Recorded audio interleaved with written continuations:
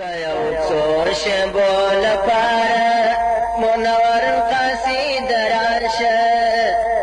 د یو څو شېبو لپاره منور قصید راشه، نو لپس وم سر تر د ژوند لار زموږ د نن ورځې د خپرونې موضوع بیا هم د آخرت ویره. قصید راشه. بسم الله الرحمن الرحيم. الحمد لله رب العالمين حمد الشاكرين، الصلاة والسلام على سيد الأنبياء والمرسلين سيدنا ونبينا وشفيعنا ومولانا محمد وعلى آله وأصحابه الطيبين الطاهرين. قدرمن اوریدونکو د ژوند د لارې د خپرونې مینوالو، السلام علیکم ورحمة الله وبرکاته. ستاسو روغتیا او خوشحالي د پاک رب نه غواړم، په دې هیله چې د صحت او عافیت جامې پر تن ولرئ او خوشحالي مو په برخه وي.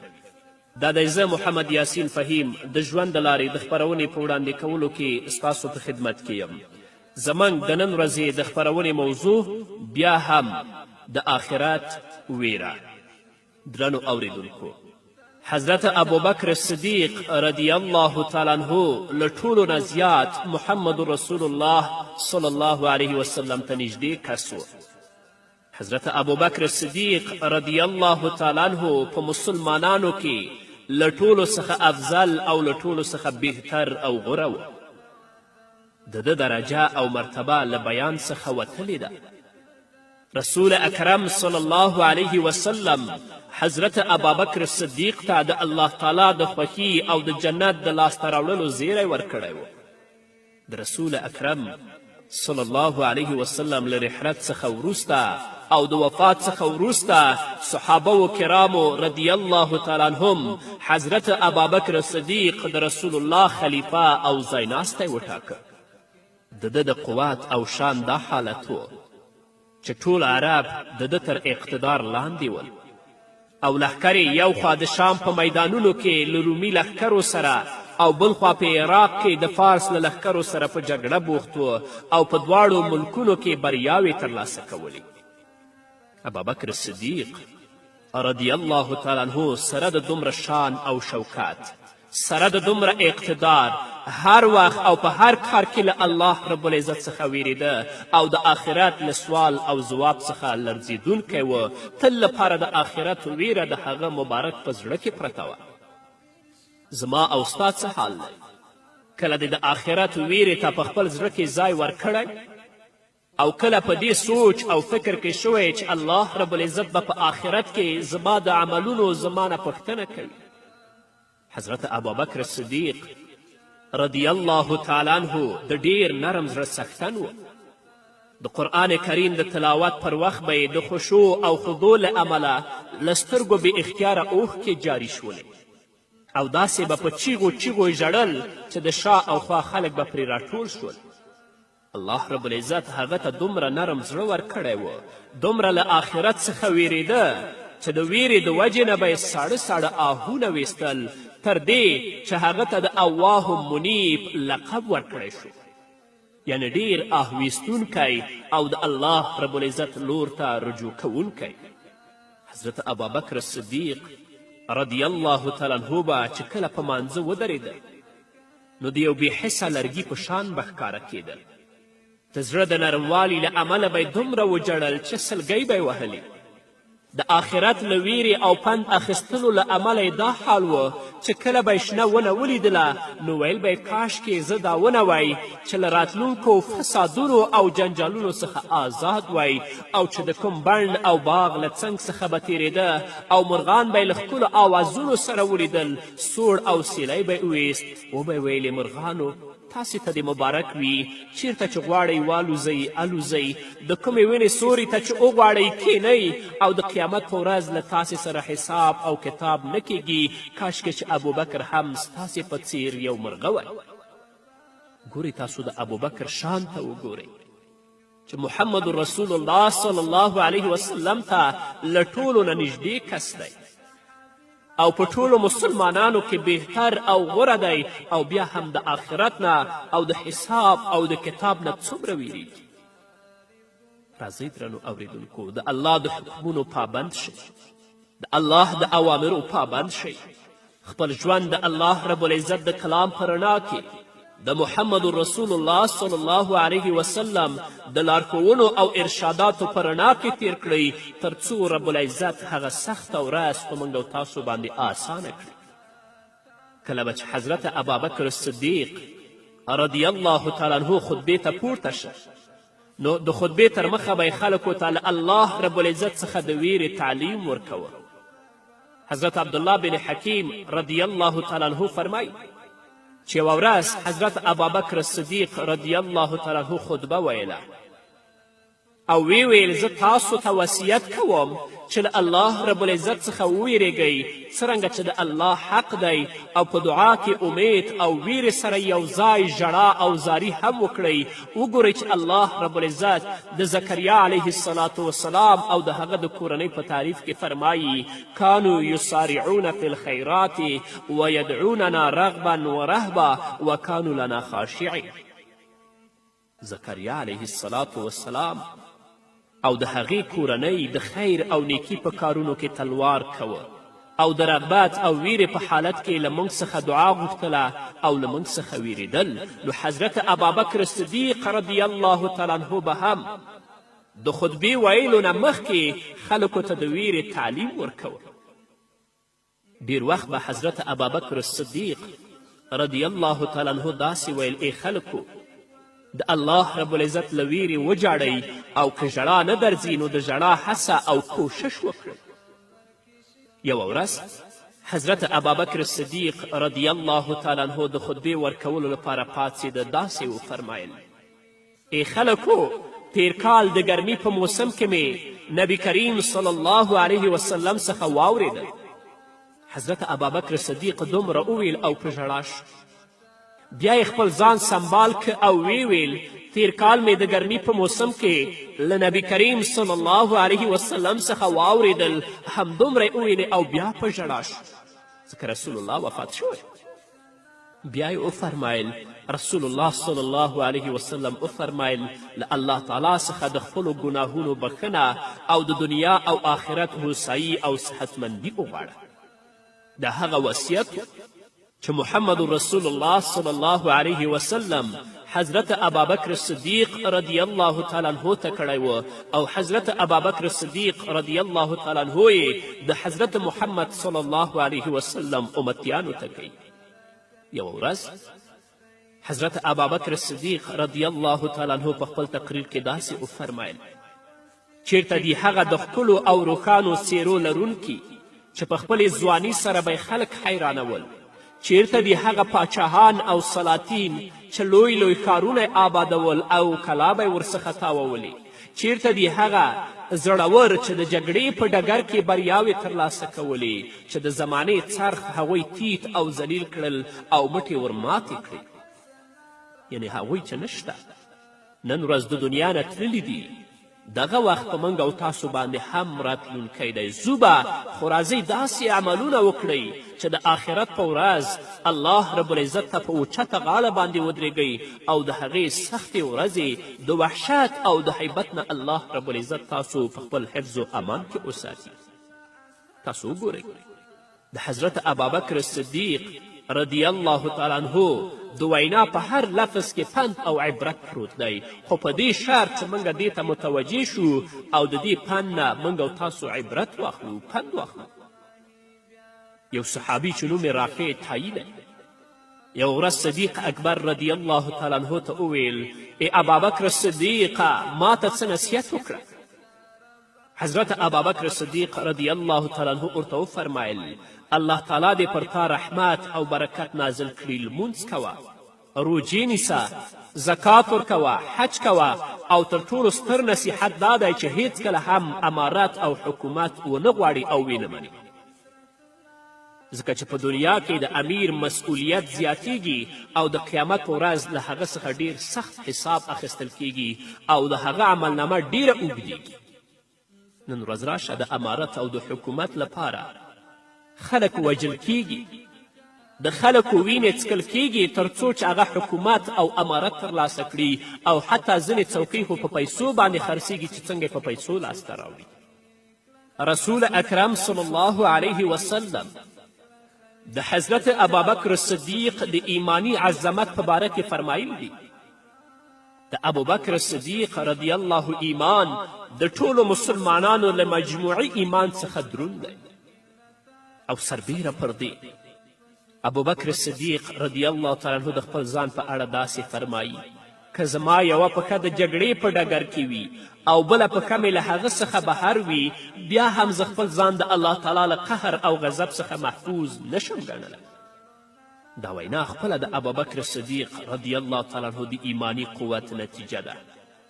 د چا ایمان چې څومره قوي وي هغه همدومره له الله رب العزت او آخرت څخه ویریږي. د آخرت له لوري اطمینان او بېپروایي ایمان نه دی بلکې د کمزوري ایمان نښه ده. څومره چې د الله څخه وویرېدلې او څومره چې د آخرت ویره ستا په زړه کې پرته وه په دې باندې پوه شه چې ستا ایمان قوي دی. او که د الله ویره دې په زړه کې نه وه د آخرت څخه نه ویرېدلې دا د ایمان نښه نه ده. په دې باندې پوه شه چې ایمان دې انتهایي ضعیفه دی. الله رب العزت دې خپلې ویرې ته او د آخرت ویرې ته زموږ په زړونو کې ځای راکړي تر څو زموږ ایمانونه قوي شي او الله رب العزت مو د هغې سختې ورځې د وحشت او د هیبت نه وژغوري. یو ځلې د جمعې په ورځ حضرت ابوبکر صدیق رضی الله تعالی عنه اعلان وکړه زه نن د صدقې اوښان ویشم. ټول خلک راشئ خو بې له اجازې هیڅوک ماته رانشئ. اجازه به اخلئ بیا به راننوځئ. یوې ښځې چې دا خبره واورېدله نو خپل خاوند ته وویله دا د اوښ مهار در سره واخله او د محمد رسول الله صلی الله علیه وسلم د خلیفه په خدمت کې حاضر شه. امکان لري چې تا ته هم کوم اوښ در ورسیږي. هغه کس مهار واخیست او بې له اجازې اخیستلو د خلافت دربار ته ورغی. ابابکر صدیق خو ویلي و چې بې له اجازې به ماته نه راځئ اجازه به اخلئ خو دا سړی بې له اجازې اخیستلو د خلافت دربار ته ورغی. ابوبکر صدیق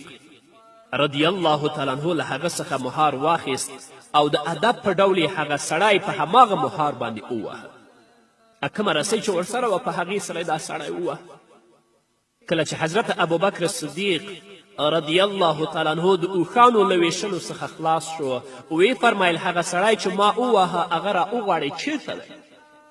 هغه سړی په ویره ویره د حضرت ابوبکر صدیق رضی الله تعالی عنه په حضور کې حاضر شو. د محمد رسول الله خلیفه ابوبکر صدیق وفرمیل ما ته په دې مهار باندې وهلی ته هم په همدې مهار ما ووهه او خپله بدله رانه واخله. په دې مجلس کې امیر المؤمنین سیدنا حضرت عمر فاروق رضی الله تعالی عنه هم حاضر و. هغه ویلې ای د رسول الله خلیفه دا رواج مه جوړوه تا خو بې سببه هغه نه دی وهلی تا هغه ته د حکم د خلاف ورزي سزا ورکړه تا ویلي و چې بې اجازې مه راننوځئ هغه بې اجازې راننوت نو تا ووهه. حضرت ابوبکر صدیق حضرت عمر ته څه وایي دا سمه ده خو که په قیامت کې د دې پوښتنه له ما څخه وشي نو الله رب العزت ته به څه ځواب وایم هغه دې په دې دنیا کې مانه د خپل بدل واخلي. ګورئ د ابوبکر شان ته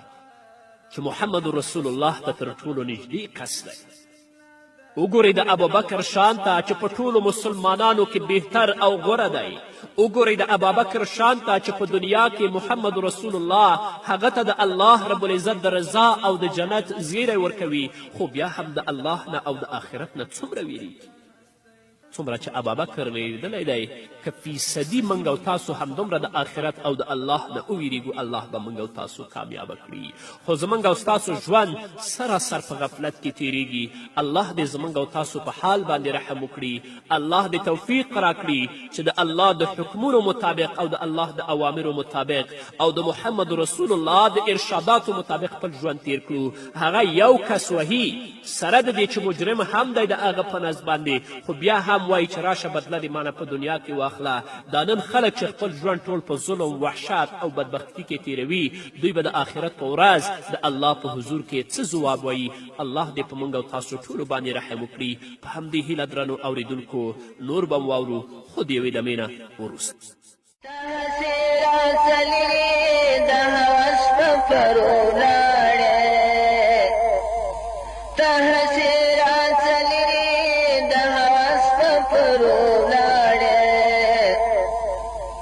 کدی پریښودم تنها ژر مرور قصیده راشه نو لپس وم سر تر پایه د دلبر قصیده راشه د یو څو شېبو لپاره منور قصیده راشه د یو څو شېبو لپاره منور قصیده راشه نو لپس وم سر تر پایه د دلبر قصیده راشه. درنو اوریدونکو بیا هم زموږ سلامونه ومنئ. د حضرت ابوبکر صدیق رضی الله تعالی عنه یو غلام د خپلې برخې له ګټې څخه کله کله د خوراک او څښاک ځینې شیان د حضرت ابوبکر صدیق رضی الله تعالی عنه په خدمت کې وړاندې کول. یوه ورځ د ابوبکر صدیق غلام یو څه خواړه راوړل. ابوبکر صدیق رضی الله تعالی عنه له هغه خوراک څخه یوه مړۍ وخوړله. کله چې ابوبکر صدیق رضی الله تعالی عنه خوراک وکړ نو غلام عرض وکړ تاسې به تل معلوموله چې دا خواړه دې له څه ډول ګټې لاسته راوړي دي خو نن تاسو دا خبره ځان ته معلومه نه کړه زما نه دې پوښتنه مو نه کړه بلکې د خوراک څیز چې ما تاسو ته دروړه هغه تاسو وخوړ. حضرت ابوبکر صدیق رضی الله تعالی عنه غلام ته وفرمیل د سختې ولږې له امله داسې وشول نو اوس ته ووایه چې دا دې څه ډول لاسته راوړي ول دا خواړه تا د کوم ځای کړي ول. غلام ابوبکر صدیق ته وایي د جاهلیت په دوران کې ما خلکو ته منتر ورښوده او هغوی زما د دې کار په بدل کې د مزد وعده کړې وه. اوس د هغوی لور او خوا ته ورغلم د هغوی په ځای کې د کوم یوه واده و. نن هغوی د هغه منتر په بدل کې دا خواړه ماته راکړل او تا ته مې راوړل تا ته هم وخوړل. حضرت ابوبکر صدیق رضی الله تعالی عنه چې دا خبره واورېده نو ویې فرمایل افسوس تا خو زه ووژلم. بیا ابوبکر صدیق رضی الله تعالی عنه وغوښتل چې خپله ګوته په خوله کې ننباسي او خوړلې مړۍ بیرته قی او استفراق کړي خو مړۍ بیرته راونه وتله. چا ابوبکر صدیق ته وویل چې د اوبو په واسطه قی کیدلی شي بیا یې ډېرې اوبه وغوښتلې او تر هغو یې اوبه وڅکلې تر څو چې هغه مړۍ راووتله. چا عرض وکړ ای ابابکر الله دې په تا رحم وکړي تا د یوې مړۍ لپاره دومره پریشانی او تکلیف وګاله. ابوبکر صدیق رضی الله تعالی عنه ورته فرمایي که په دې مړۍ باندې زما ساه هم وتلی وی نفس مې هم وتلی وی بیا به هم زه د دې مړۍ له قول کولو څخه نه وی درېدلی ځکه ما د محمد رسول الله صلی الله علیه وسلم څخه اورېدلی دي کوم بدن چې په حرام مال باندې وروزل شي د هغه لپاره اور مناسب دی جنت پرې حرام دی. الله اکبر. دا دی په آخرت باندې ایمان لرونکی. موږ هم په آخرت باندې ایمان لرو خو آیا موږ د حلال او حرام په معامله کې د هغوی د سلمې برخې په اندازه خیال هم ساتو او دا پوښتنه کوو یا دا تمیز او تفکیک کوو چې دا کم شی زه خورم دا حلال دی او که حرام دی. هغوی ته چې الله رب العزت په دنیا کې د جنت زیری ورکوو او الله رب العزت دا اعلان کوو چې زه د دوی نه راضي یم وجه دا وه چې دوی د آخرت نه ویرېدل د الله رب العزت نه ویرېدل آخرت ویره د دوی په زړونو کې پرته وه نو الله رب العزت سرفرازي او کامیابي هم د دوی په برخه باندې کړې وه. یو ځل ابوبکر صدیق رضی الله تعالی عنه د څکلو لپاره اوبه وغوښتلې. خلکو په اوبو کې شات او عسل ګډ کړل او حضرت ابوبکر صدیق رضی الله تعالی عنه ته وړاندې کړل. حضرت ابوبکر صدیق رضی الله تعالی عنه چې کله خولې ته کړلې اوبه نو له سترګو یې اوښکې روانې شوې. حضرت ابوبکر صدیق رضی الله تعالی عنه دومره وژړل چې مبارکه ږیره لمده شوه. کله چې حضرت ابوبکر صدیق آرام شو نو د ابوبکر صدیق نه د ژړا سبب وپوښتل شو چې ابوبکر تا ولې دومره وژړل چې د ډېرې ژړا له وجې نه ستا ږیره لمده شوه. حضرت ابوبکر صدیق رضی الله تعالی عنه خلکو ته ځواب ورکړ زه یوه ورځ د رسول الله صلی الله علیه وسلم په حضور کې حاضر شو. رسول الله صلی الله علیه وسلم کوم شي ته لرې شه وویل ما عرض وکړ یا رسول الله زه خو دلته هیڅ شی نه وینم تاسې څه شي ته وایې چې لرې شه لرې شه. حضرت ابوبکر صدیق وایي چې کله ما دا پوښتنه د محمد رسول الله صلی الله علیه وسلم نه وکړه نو محمد رسول الله صلی الله علیه وسلم وفرمایل دنیا مجسمه شوه او زما مخې ته راغله نو ما هغه لرې کړه اوس ما ته ناڅاپه د محمد رسول الله همغه خبره را یاده شوه او زه وویرېدم چې زه د دنیا په جال کې وننښلم وګورئ تقوا ته وګورئ د آخرت ویرې ته چې په اوبو کې هغه مبارک ته عسل اچول کیږي او کله چې هغه سکي د محمد رسول الله صلی الله علیه وسلم خبره اوریادیږي او ویریږي چې زه د دنیا په جال کې وننښلم افسوس د هغو خلکو په حال باندې چې د دنیا په جال کې نښتي آخرت یې ویر دی جهنم یې ویر دی جنت یې ویر دی حساب او کتاب یې ویر دی په غفلت کې ژوند تیروي د آخرت په ورځ به د الله په حضور کې درېږي نو دوی به رب العزت ته څنګه ځواب ورکوي افسوس د هغو خلکو په حال باندې چې دنیا لاسته راوړي د هغوی اصلي مقصد او هدف او مخه د دنیا لاسته راوړل وي تفکیک او تمیز د حرامو او د حلالو په منځ کې نه کوي او څه چې خوري په دې فکر کې نه دی چې دا څه ما وخوړل دا حلال دی که حرام دی د آخرت په ورځ چې دوی د الله په حضور کې درېږي الله رب العزت ترې پوښتنه کوي دوی به رب العزت ته څه ځواب وایي نادرانو اوریدونکو مسلمانانو ورونو او خویندو